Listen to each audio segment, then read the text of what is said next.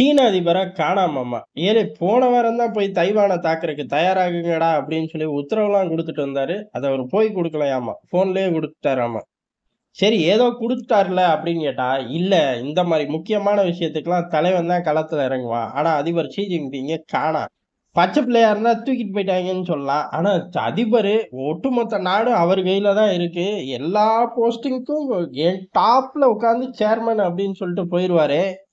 சேரோட தூக்கிட்டு போயிட்டாங்களா அப்படின்னு கேட்டா, அதெல்லாம் தெரியல. இப்போதைக்கு ஆள காணோம் அப்படின்னு சொல்றார்கள். சீனாவுக்குள்ள ஒரு பவர் ஸ்ட்ரகிள் ஏற்பட்டிருக்கு. இந்த ஆள தூக்கி வீசுறதுக்கு ஒரு டீம் தயாராயிருச்சு. இல்ல, இல்ல இந்த ஆள தூக்கி வீசிட்டாய்ங்க. ஒரு காலம், நேரம் குறிச்சு வெளில வந்து ஆள மாத்தியிருக்கோம் அப்படின்னு சொல்லுவாய்ங்க பாரு அப்படின்னு காட்டுத்தீ மாரி பல செய்திகள் பரவுது. இதுல ஏறக்குறைய எப்படி எது உண்மையா இருக்கும்? ஒருவேளை அண்ணன் அமெரிக்கா புகுந்து விளையாண்டுட்டானா? ஏன்னா அவன் உளவுத்துறையெல்லாம் இறக்கி, தனி டெஸ்க் எல்லாம் உருவாக்கி ரொம்ப காலம் ஆயிப்போச்சே அப்படின்னு கேட்டா, இல்ல, இல்ல அவன் பங்கு இல்ல, இல்ல அப்படின்னு சொல்றாய்ங்க. யார்றா சொல்றது அப்படின்னு கேட்டா, அவனே சொல்ட்டான். அவனே சொல்ட்டானா, அப்ப நம்பி தானே ஆகணும் அப்படின்னு கேட்டா, வேற வழி இல்ல. அவனே சொல்றான். இதுக்கும் எனக்கும் சம்மந்தம் இல்ல அப்படின்னு. அதனால அந்த விஷயத்த கழட்டி விட்டுருவோம். சரி உள்ளூர்ல எத வச்சு தான் ரவுண்ட் அடிக்கிறாய்ங்கன்னு இருக்குல்ல. அதிபர் ஷி ஜின்பிங்க மாத்தப் போறோம் அப்படின்னா, அடுத்த ஆள் வலுவா இருக்கணும். இவரையே தூக்கி சாப்பிடுற மாரி. இவர் தான் எல்லா பயலையும் தட்டி விட்டு போறாரே அப்படின்னு கேட்டா, இவரோட தலைமையில சீனா சிறப்பா இல்ல அப்படிங்கிறத கண்டுபிடிச்சுட்டாய்ங்க. இவ்வளோ நாள் ஆச்சாடா உங்களுக்கு அப்படிங்கிற மாரி தான். காரணம் அதிபர் ஷி ஜின்பிங் வந்து சீன பொருளாதாரம் அப்படிங்கிறது பெருசாலாம் போல. அது அப்படியே வீழ்ச்சிய நோக்கி தான் போது.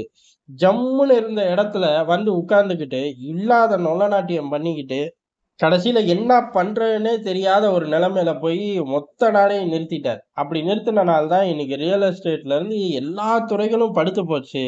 அதே காலகட்டங்கள்ல கம்பெனிகளோட ஹீரோக்கள் அப்படின்னு பார்க்கக்கூடிய ஆட்கள் பூரா சீனா விட்டு ஓடி போறாய்ங்க. இல்ல புடிச்சு உள்ள போட்டுர்றாரு. அவனுங்க கிட்ட இருந்து கம்பெனிய வாங்கி சீன கம்யூனிஸ்ட் பார்ட்டி கிட்ட நடத்த சொல்லிடுறாரு. சீன கம்யூனிஸ்ட் பார்ட்டி நடத்தவே தெரியல. கம்பெனிகள்ல ரெவென்யூ பூரா குறையுது. இது பத்தாது அப்படின்னு எவனாச்சும் ஒருத்தன் திறமையா நடத்திட்டாலும் அமெரிக்கா உலகம் பூரா தடைகள் போடுது. அமெரிக்கா போடாட்டி அந்தந்த நாடு சொந்த பகைக்காக தடைகள் போடுது. ஒட்டு மொத்தமா சீன பொருளாதாரம் அப்படிங்கிறது சந்தி சிரிக்கிற ரேஞ்சுக்கு போயிருச்சு. இதுக்கு பூரா இவன் தான் பங்காளி காரணம் அப்படின்ட்டாய்ங்க. ஏலே அந்த ஆள் நடந்து வரும்போது எந்திரிச்சு நின்னு டம் டம் டம்ன்னு கை தட்டுன பயலுக தானடா நீங்க. நீங்க இல்லாம எப்புட்றா அப்படின்னு கேட்கவா முடியும்? அந்த மாரி அவர்களுக்குள்ள ஏகபோக பிரச்சனை. அதிபர் ஷி ஜின்பிங்க்கு ஓய்வு குடுத்துருவோம். அவர் ஏதோ நிரந்தர தலைவர், ஆயுள் கால தலைவர் அப்படின்னு விதவிதமா உருட்டிக்கிட்டு இருக்காரு. ஆனா அவர விட்டோம் அப்படின்னா நாட்ட உருட்டிருவாரு. அதனால அவருக்கு ஓய்வு குடுத்துருவோம் அப்படிங்கிறது ஒரு டாக். அடுத்த டாக் அப்படிங்கிறது அவருக்கான ஆட்கள் அப்படிங்கிறது அதாவது பொது வெளியில நம்ம நெறைய நாள் பார்த்திருக்கோம். இந்த தளபதிய காணோம், அந்த தளபதிய காணோம் அப்படின்னு. அவர்கள் நெறைய பேரு அதாவது ஒரு 10 பேர உதாரணத்துக்கு 10 பேர தூக்குறார்கள். ஆள் அட்ரஸ் இல்லாம போறாய்ங்க அப்படின்னா, அதுல 7 பேர் அதிபர் ஷி ஜின்பிங் தூக்குனாலாமா. 3 பேர் அதிபர் ஷி ஜின்பிங்க்கு ரொம்ப விசுவாசமா இருக்கான். இவன தூக்குனா மட்டும் தான் அந்த ஆள நெருங்க முடியும்னு ஆப்போசிட் பார்ட்டிகளே சம்பவம் பண்ணிருச்சு அப்படின்னு சொல்லப்படுது. எந்த அளவு உண்மை? எதையுமே சீனால எழுதி தர முடியாது. காரணம் ஒரு பயலுக்கும் ஒண்ணும் தெரியாது. அங்க போய் தடவி எடுக்கக்கூடிய உளவுத்துறைகள் கசிய விடுறது அவன் அம்புட்டையும் டேட்டாவ திரட்டி நம்ம கையில குடுப்பானா? உலகம் பூரா மூலையில உட்கார்ந்து பேசுங்கடா நீங்க பாட்டு அப்படின்னு சொல்லி அவர்களா பார்த்து எத கசிய விடணும் அப்படின்னு நினைக்கிறார்களோ, அதத்தான் செய்வார்கள். ஆனா இந்த அதிபர்கள நகர்த்துறது, பிடுங்கிறது அப்படிங்கிறதெல்லாம் இயல்பான ஒரு விஷயம் தான் சீனாவுக்குள்ள. அதனால இவரோட முக்கியமான ஆட்கள் தட்டி தூக்கப்படுது. இவருக்கே அது தெரியல. அவர் மேலேயே குற்றச்சாட்ட போட்டு தூக்கிட்டாய்ங்க அப்படிங்கிறாரு. அப்ப இந்த பதவிக்கு குறி வைக்கிறாய்ங்க. காரணம் ஒண்ணே ஒண்ணுதான். பதவி வெறி கிடையாது. இந்த ஆள்னால நாட்டுக்கு ஒண்ணும் சிறப்பு கிடையாது. ஓய்வு குடுத்துருவோம் அப்படிங்கிற டெவலப்மென்ட் அங்க ஜாஸ்தியா போதாமா. இன்னொரு விஷயம் சொல்லப்படுது. அதிபர் ஷி ஜின்பிங் சம்பந்தப்பட்ட பல விஷயங்கள். புகைப்படங்களாகட்டும், சிலையாகட்டும், வீர தீர பராக்கிரமம் அப்படின்னு எதத்தையோ ஒண்ணு சீன மொழியில எங்கேயோ எழுதிலாம் ஒட்டி வச்சிருப்பாங்களாமா. அந்த மாரி விஷயங்கள்லாம் கொஞ்சம் கொஞ்சமா குறையுதுங்கிறாய்ங்க. நல்லவரு, வல்லவருன்னு முக்குக்கு முக்கு எழுதி ஒட்டியிருப்பாங்களாட்டுக்கு. அந்த மாரி விவகாரங்கள்லாம் குறையிறது இந்த ஆள நகர்த்துறக்கான ஒரு சிக்னல் அப்படின்னு பார்க்கப்படுது. சரி இவர நகர்த்திட்டு அடுத்து யார் வரப்போறா? இந்த ஆள் தான் தனக்கு போட்டியா வருவாங்கிற அம்புட்டு பேரையும் தூக்கிட்டாரே! இதையும் மீறி ஊருக்குள்ள எவனோ ஒருத்தன் இருக்கானோ! அடேங்கப்பா! எம்புட்டு திறமைக்காரன்! யார்றா அவன்? வாங்யாங் அப்படிங்கிற ஒரு ஆள் தான் அடுத்து வரப்போறாராமா. இவர் அப்படியே பொருளாதார புலியாமா. அதிபர் ஷி ஜின்பிங் மாரி ஆளுகள சிஇஓக்கள பூரா புடிச்சு உள்ள போடு. அதே மாரி கிரவுண்ட்ல இறங்கு. எங்க எல்லைகள்ல இறங்கு. 3 அடி முன்னாடி போ, 2 அடி பின்னாடி வா. இந்த தியரிக்கெல்லாம் இந்த ஆளுக்கு பிடிக்காதுங்கிறாய்ங்க.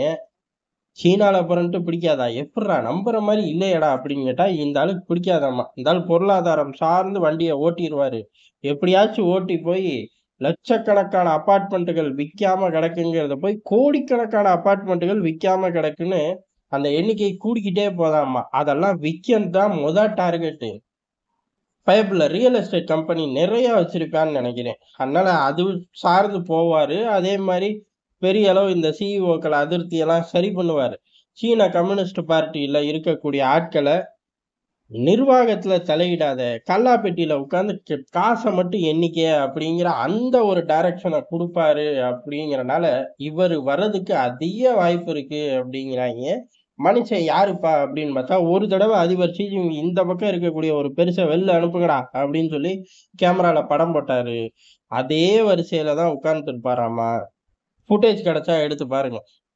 அவரு தான் சீனாவ நோக்கி வருவார் அப்படின்னு சொல்லப்படுது. அதேபோல வரும்போது எல்லைகள் பிரச்சனைகள் வேற வடிவம் பெறும் அப்படிங்கிறார்கள். அதிபர் ஷி ஜின்பிங் அப்படியே கிழிச்சு போட்டு தான் வச்சிருக்காரு. அதுக்கு முன்னாடி உள்ளவன் கொஞ்சி வச்சிருந்தானா, அவனும் கிழிச்சு போட்டு தான் வச்சிருந்தான்.